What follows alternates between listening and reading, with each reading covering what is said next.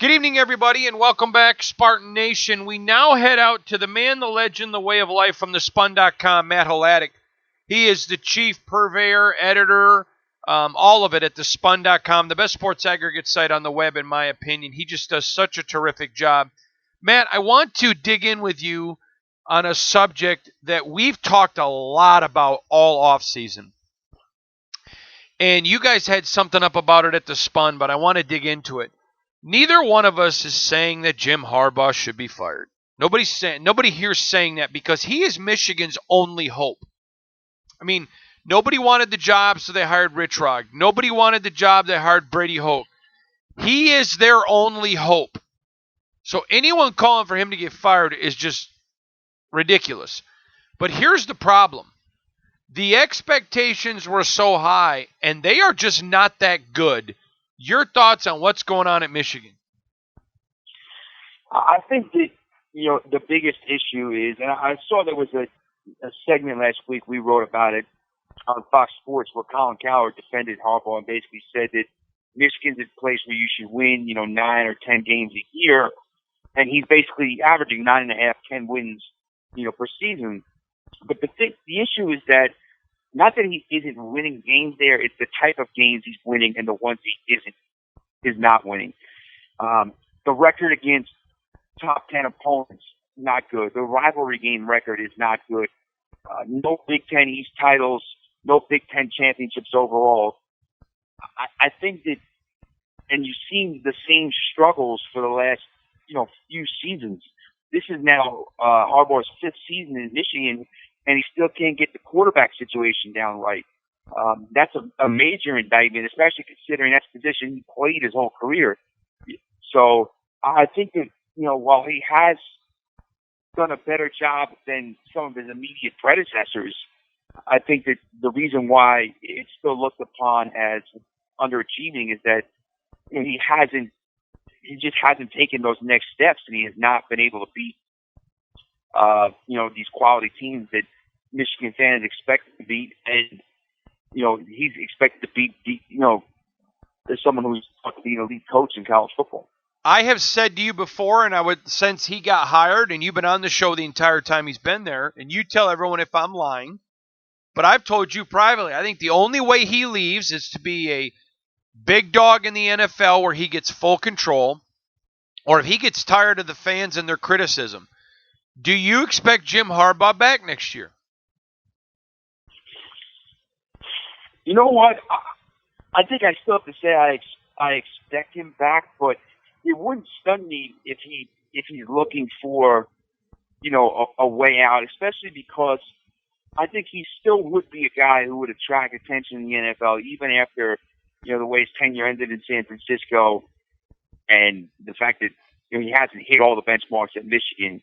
But to me, I just think that it's Michigan fans are really caught in a catch-22 right now because, as you said before, I think Harbaugh is still their best hope in terms of being the pitch man for the program, drawing elite recruits, and being Michigan man, through and through. But he isn't doing what they are hoping for on the field.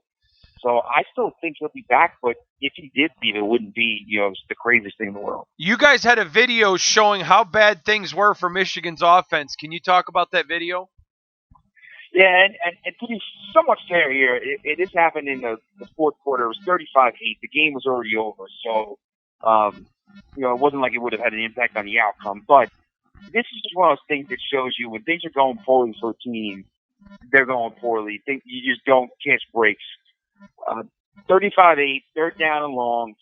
Shea Patterson takes a snap and shotgun, and the receiver at the top of the screen, to the right of the formation, runs around, and his defensive back, the cornerback guarding him, slips and falls. This player, I'm not sure who it was by the highlight, but he is streaking on the right sideline, wide open, could have walked in for a touchdown.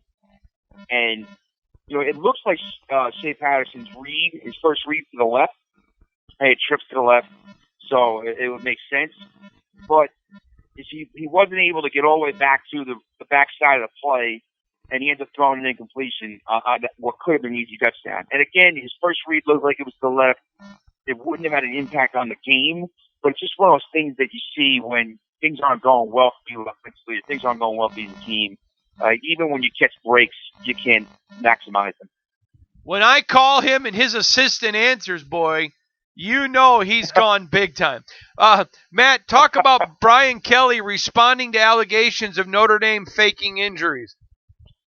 This was a big topic during the game on Saturday night against Georgia. There were a couple of guys that went down in the second half while Georgia was, in the midst of driving, and they were using up-tempo offense. And a lot of people, not just fans, but even some media people, said that they felt that, they were faking injuries. Brian Kelly said that Jeremiah Owusu-Koramoah, the linebacker who went down, and people thought that his teammate was telling him to go down.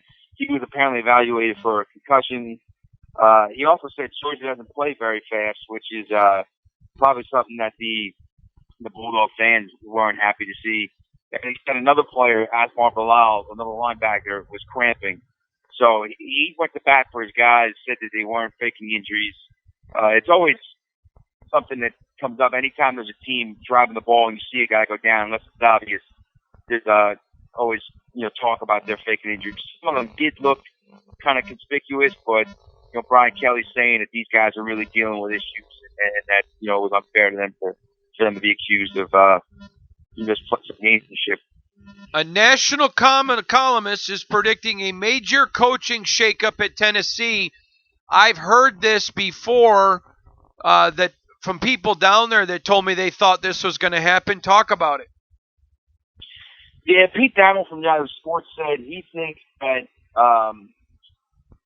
there's been some rumors of this, and this would be the ultimate kind of redemption story. Philip Fulmer, who's the AD and former head coach, people think that he's going to be lining up to take over as the head coach there again in a few weeks if things don't turn around. Obviously, longtime coach from 92 to 08, won a couple of SEC titles, won a national title, but loses his job, and he's managed to get back in the fold and outlast the people that took away his job in the first place. And now, not only is he the AD who hired Pruitt, he may have to say, you know what, I screwed up. I'm going to try to remedy my error by coming out of retirement, going down the sideline. That would just be honestly fascinating to see. I'd love it. All right, you guys have 3 head coaches on the hot seat. I don't see this attributed to anyone. So is this not aggregated? Is this the spun list? This is a spun list. This is courtesy of Andrew Holland, our top editor and one of our writers. He's saying you got Jim Harbaugh, he's got Chris Ash at Rutgers, and he's got Willie Taggart at Florida State. Again, and he says this in the first sentence: Michigan isn't going to fire Jim Harbaugh. They're not going to just tell him to go. But you mentioned would Harbaugh get pushed toward an NFL coaching job if Michigan disappoints the rest of the way? That's what we've talked about. So I can't really say that that there's really an issue with that inclusion. Also, the hot seat, you typically mean someone's going to get fired, but he's probably not going to get fired. His seat is definitely warming up with every kind of disappointing result they have. Chris Ash at Rutgers, my alma mater. I was at the game on Saturday. It just seems like it's just a matter of when, not if, he's gone. And the Willie Taggart 2-2, they blew a lead, pulled out against Louisville. He's still got a chance to save his job because they have 8 games left, and there's a huge buyout for him. But I have no problem. I think he's definitely on the hot seat as well. All right, so let's go over that. I made a lot of waves, and I think made a lot of fans from Rutgers when I tweeted on Saturday, not a matter of if, but when Schiano takes over. I was told by someone in the profession, someone very close to the situation, that was why Schiano did not take the job with the Patriots, because the Patriots would not have let him go and take the Rutgers job if Ash were fired mid-season. So for me, that doesn't surprise me. I told you earlier in the year on this show, I predicted Willie Taggart and his staff would be fired at the end of the year. That doesn't surprise me. I was just surprised that Pruitt wasn't on the list instead of Harbaugh. But let me ask you about my tweet about Chris Ash? Because I heard it in the profession. People that would have direct knowledge. Had you heard that also? Because you're a Rutgers guy. I had heard whispers. Obviously, there were some people who were hoping that Schiano came back in 2015 when Ash was hired. But from what I've heard, the interest there on both sides wasn't necessarily as fervent as some may have thought. But now, I've heard throughout the summer, even before the season started, from a few different people that Greg would be interested in coming back, and that with it looking like Ash wasn't going to be the guy, to keep an eye on that.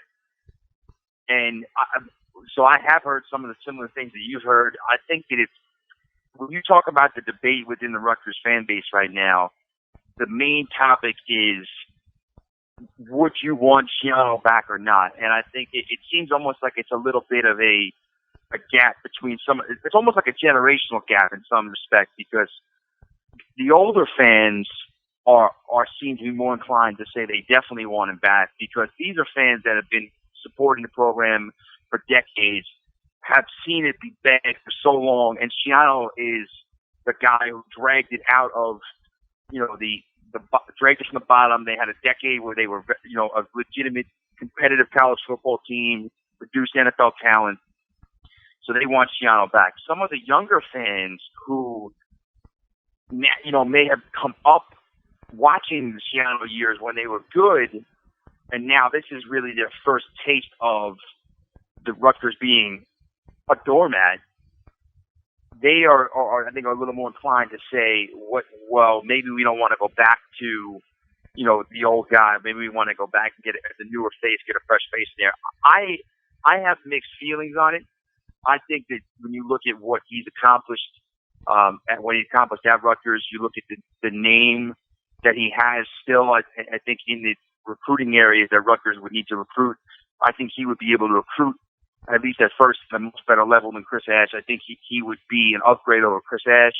I do think there's some concern just because we've seen this a million times before. The second time around, it's never as good when a coach goes back to a school. We've seen it, Randy Edsall at UConn. We saw it. We're seeing jury's still out with Mac Brown at North Carolina.